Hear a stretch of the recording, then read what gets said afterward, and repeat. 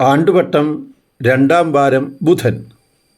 തിരുവചനം: ഫരീസയർ ഉടനെ പുറത്തിറങ്ങി യേശുവിനെ നശിപ്പിക്കുന്നതിനു വേണ്ടി ഹെറോദോസ് പക്ഷക്കാരുമായി ആലോചന നടത്തി. മർക്കോസിൻ്റെ സുവിശേഷം 3:6. ഇന്നത്തെ സുവിശേഷത്തിൽ നാം കാണുന്നത് ഒരിക്കലും യോജിക്കാൻ സാധിക്കാത്ത ഫരീസയരും ഹെറോദ്യരും യേശുവിനെ നശിപ്പിക്കുന്നതിന് വേണ്ടി പരസ്പരം യോജിക്കുന്നതായിട്ടാണ്.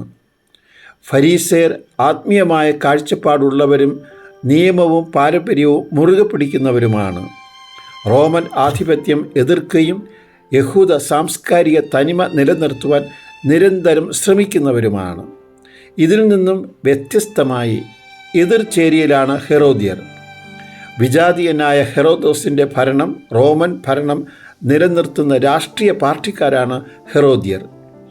യേശുവിനെ ഒരു പൊതു ശത്രുവായി അവതരിപ്പിച്ച് യോജിക്കുവാൻ സാധിക്കാത്ത ഇരു കൂട്ടരെയും ഒരുമിച്ച് കൊണ്ടുവരുവാൻ തിന്മയുടെ ശക്തിയായ പിശാചിന് സാധിച്ചു.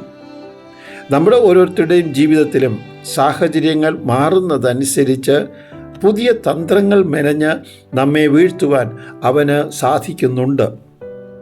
വിശുദ്ധ ബൈബിളിൽ ദുഷ്ടൻ, നുണയുടെ പിതാവ്, ചതിയൻ, കൗശലക്കാരൻ എന്നീ പേരുകളാണ് പിശാചിന് കൊടുത്തിരിക്കുന്നത്.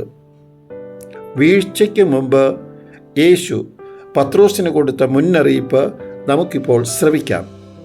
പത്രോസേ, ഞാൻ നിന്നോട് പറയുന്നു, നീ എന്നെ അറിയയില്ല എന്ന് 3 പ്രാവശ്യം നിഷേധിക്കുന്നതിന് മുമ്പ് ഇന്ന് കോഴി കൂവുകയില്ല.